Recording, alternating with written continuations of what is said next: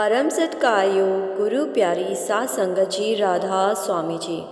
सात संगत जी, आज की ये वीडियो बड़ी ही स्पेशल और बड़ी ही प्यारी है जी।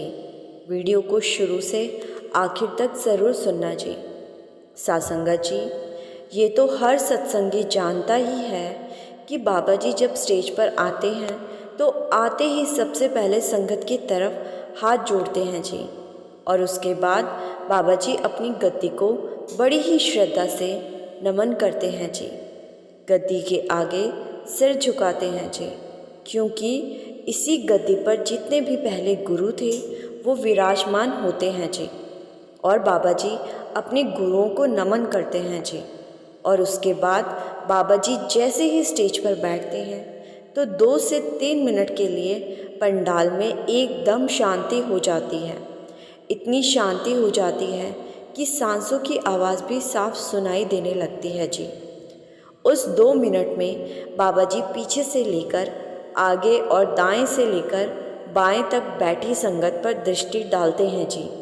जो संगत पीछे बैठी होती है, अगर वो सोचती है कि बाबा जी ने तो हमें देखा ही नहीं, तो ऐसा सोचना उनकी गलती है जी, क्योंकि बाबा जी पंडाल में मौजूद हर एक जीव पर अपनी दृष्टि डालते हैं जी।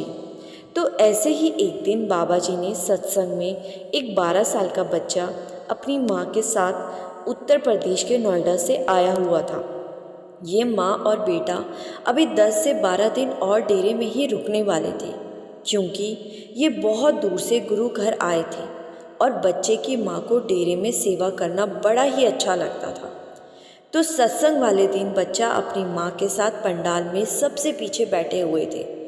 तो जब बाबा जी संगत पर दृष्टि डाल रहे थे तो वो बच्चा अपनी माँ से पूछने लगता है कि माँ, आगे वाली संगत के तो मज़े हैं। तो माँ ने कहा, क्यों बेटा, ऐसा क्यों कह रहा है? तो बच्चा कहने लगा कि वो बाबा जी को और बाबा जी उनको कितनी आसानी से देख सकते हैं। बाबा जी की दृष्टि तो आगे वाली संगत पर ही पड़ती है। तो माँ ने समझाया कि बेटा, ऐसी बात नहीं है। बाबा जी के लिए उनकी सारी संगत एक बराबर है और बाबा जी पीछे से लेकर आगे तक हर एक जीव पर दृष्टि डालते हैं। तो बच्चा कहने लगा कि माँ, इतने पीछे बाबा जी को क्या ही दिखाई देता होगा? तो माँ ने समझाया कि बेटा, बाबा जी हर एक को देखते हैं। अगर तुझे विश्वास नहीं तो तू कभी आजमा कर देख लेना। तो बच्चा बड़ा ही मासूमियत के साथ कहने लगा कि माँ, अगर सवाल जवाब में बाबा जी से मैंने पूछा कि बताओ मैंने कौन से रंग की कमीज़ पहनी है, तो क्या वो बता पाएंगे?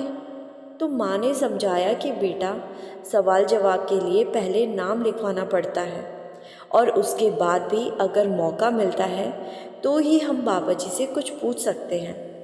और बाबा जी से सिर्फ रूहानियत के सवाल करने चाहिए, क्योंकि बाबा जी से बात करने का मौका बड़ी मुश्किल से मिलता है। और इधर उधर के सवाल करके इस मौके को बेकार नहीं करना चाहिए। अब बच्चा क्योंकि इतना बड़ा नहीं था तो वो अपनी माँ की बात को समझ नहीं पाया और कहने लगा कि माँ, फिर मुझे कैसे पता चलेगा कि बाबा जी ने हम पर भी अपनी दृष्टि डाली है? तो माँ ने हंसते हुए कहा कि ठीक है बेटा, जब तुझे मौका मिले तो तू यही सवाल पूछ लेना कि तेरी कमीज़ का रंग कौन सा है। फिर बच्चा कहने लगता है कि माँ, आप हमेशा कहती हो कि जो बाबा जी को सच्चे मन से याद करता है, बाबा जी उनसे ज़रूर मिलते हैं। तो माँ ने समझाया कि बेटा, सच्चे मन से पुकारोगे तो बाबा जी ज़रूर मिलेंगे। बाबा जी अपनी संगत को कभी नाराज़ नहीं करते। ये सुनकर बच्चा खुश हो गया और फिर उसने बाबा जी से सवाल जवाब में सवाल करने के लिए नाम लिखवाया, लेकिन उसको मौका नहीं मिल पाया। तो वो बड़ा ही उदास हो गया। फिर उसकी माँ ने समझाया कि बेटा, तू चिंता मत कर, तूने बाबा जी को सच्चे मन से याद किया है।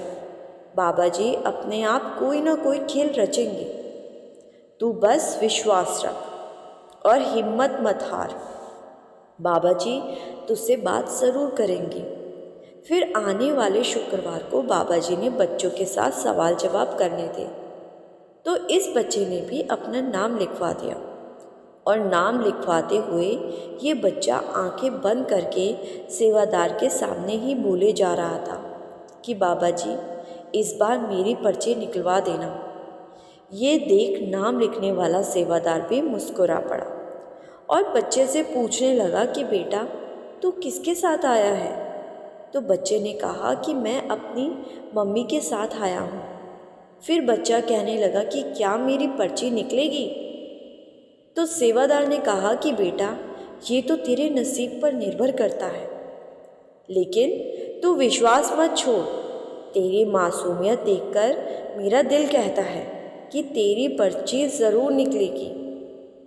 तो साध संगत जी जब पर्ची निकली गई तो इस बच्चे की पर्ची भी इस बार निकल आई और इसका सवाल पूछने का नंबर सबसे आखिरी वाला था। तो पंडाल में जिन जिन बच्चों की पर्ची निकली थी उन सब ने बाबा जी से सवाल किए और बाबा जी ने बच्चों को खूब हंसाया। फिर आखिरी में इस बच्चे का नंबर आया तो ये बच्चा हाथ में माइक लेकर चुप होकर खड़ा हो गया और कुछ नहीं बोला। सेवादारों ने बच्चे को इशारा किया कि बेटा पूछ ले, बाबा जी से जो भी पूछना है, लेकिन बच्चा थोड़ा घबरा रहा था। तो बाबा जी ने कहा कि बेटा घबरा मत, जो भी मन में है पूछ ले, मन में कोई सवाल रखकर यहाँ से नहीं जाना। तो बाबा जी की बात सुनकर बच्चे में हिम्मत आई और बच्चा कहने लगा कि बाबा जी मेरी माँ कहती है कि जब आप स्टेज पर आते हो तो आप पंडाल में बैठी अपनी संगत के हर एक जीव पर दृष्टि डालते हो, चाहे कोई सबसे पीछे ही क्यों ना बैठा हो।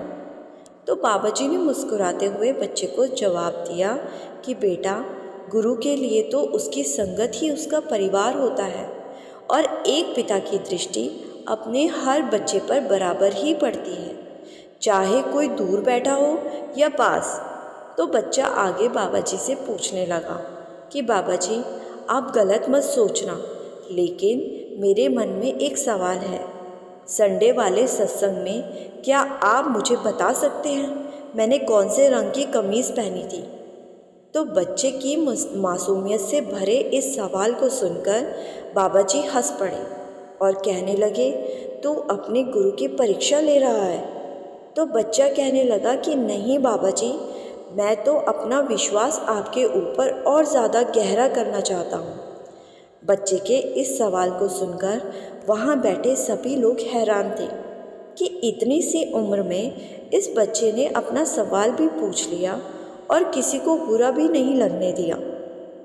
तो बाबा जी ने मुस्कुराते हुए कहा कि बेटा मुझे पता है उस दिन तूने लाल रंग की कमीज़ पहनी हुई थी।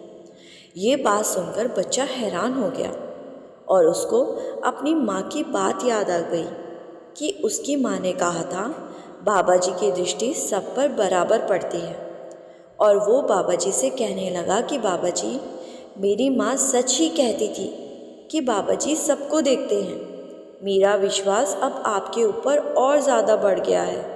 तो बाबा जी मुस्कुरा पड़े और इसके बाद सवाल जवाब प्रोग्राम ख़त्म हो गया। फिर बच्चे की माँ ने बच्चे से कहा कि अब तो तुझे यकीन हो गया ना कि बाबा जी सबकी संभाल करते हैं, सबको देखते हैं। तो बच्चा कहने लगा कि हाँ माँ, मुझे बिल्कुल यकीन हो गया। साध संगत जी, दृष्टि तो बाबा जी की सब पर पड़ती ही है, लेकिन जब हम सत्संग सुन रहे होते हैं तो बाबा जी को तो हमारे मन में उठ रहे विचारों का भी पता होता है। बाबा जी को पता होता है पंडाल में कौन कौन सत्संग को ध्यान से सुन रहा है और किसका ध्यान दुनियावी बातों को सोच रहा है। साध संगत जी, हमें उस 1 घंटे के सत्संग को सुनते समय उस पूरे 1 घंटे को अपने गुरु के हवाले कर देना चाहिए। दुनियावी चीज़ों को सोचने के लिए तो सत्संग के पहले और सत्संग के बाद बहुत समय मिल जाता है। बाबा जी की ये साखी आपको अच्छी लगी तो वीडियो को लाइक, शेयर और कमेंट में राधा स्वामी ज़रूर लिखिए जी। और संगत के अपने इस चैनल को सब्सक्राइब कर इस चैनल का एक हिस्सा ज़रूर बनिए जी। गुरु प्यारी सात संगत जी, राधा स्वामी जी।